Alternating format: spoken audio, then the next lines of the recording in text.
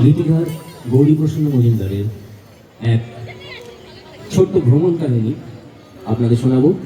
এবং শীতের মৌসুম তো এই শীতের মৌসুমে আমরা একটা গানের মাধ্যমে সকলে মিলে একটু পুরুলিয়ার কাছাকাছি ঘুরে আসবো। সুরকার ও শিল্পী শ্যামল মিত্রের একটি অনবদ্য নিবেদন আপনাদের সামনে উপস্থাপনের প্রচেষ্টা করছি।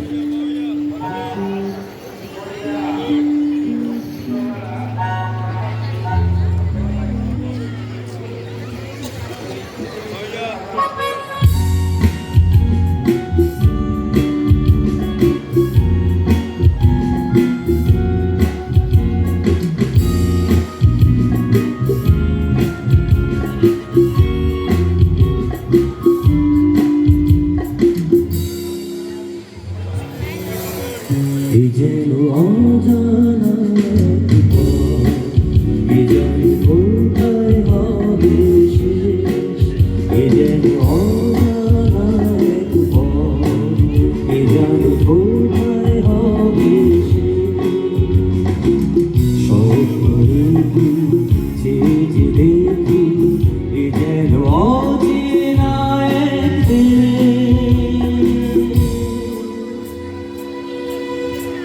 এই যেন অজানা এক পথ, কে জানে কোথায় হবে সে।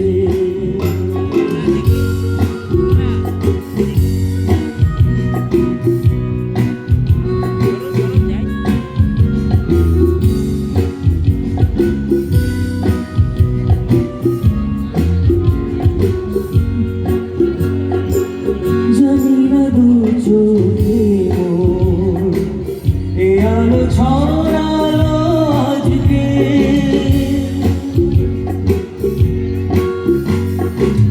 জানি না নতুন এ প্রাণে ভরালো আজকে, ফুরালে গান গাবে রেশ। ও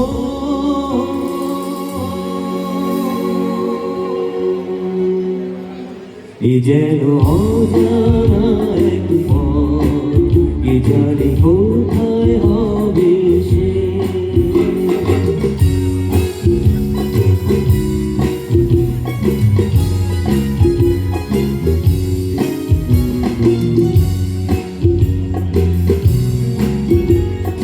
খুশি হলো আকাশকে আজ দেখে, কাটবে আমার বেলা শুধুই ছবি। খুশি হলো আকাশকে আজ দেখে, কাটবে আমার বেলা শুধুই ছবি। জানি না কানে কানে কি কথা বাতাস করে যায়, জানি না এ মন আমার কেন যে ঝড়না হয়ে যায়, হারিয়ে যেতে লাগে রে। ও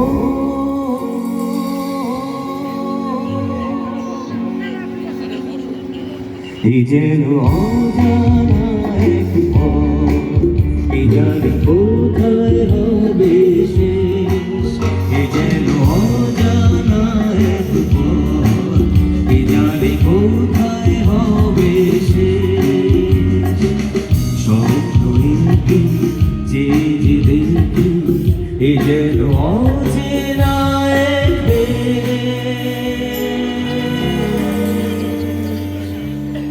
নমস্কার, সকলকে ধন্যবাদ। এই অজানা পথ কোথায় শেষ হবে জানি না, তবে সঙ্গীতার গানে সত্যি আমরা সুরের সেই পথে হেঁটে চলেছি।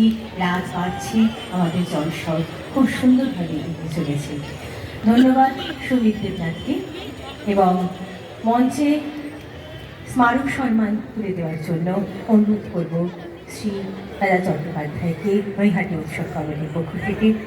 সঙ্গীতা যে গানটি গাইলেন রাজকন্যা সিনেমার গান, এবং এই গানটির সেই চিত্রপট যেখানে উত্তম কুমার একটা হারমোনিকা বাজাতে বাজাতে চলে যাচ্ছেন সেই সুদূর অজানা পথ থেকে।